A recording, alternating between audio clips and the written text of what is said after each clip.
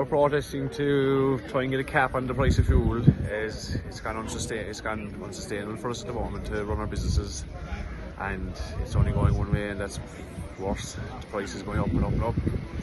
And in 3 weeks' time, we're looking at a carbon tax of 19 cents point so being added onto it, adding onto it, and the price has gone up already. So it's spiralling upwards, and we are spiralling downwards out of business.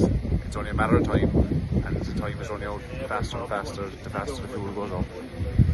So we're trying to get the government to, I suppose, put a cap on our fuel, put it back to where it was 4 weeks ago, which I think they have the power to do when the tax is 66% of it.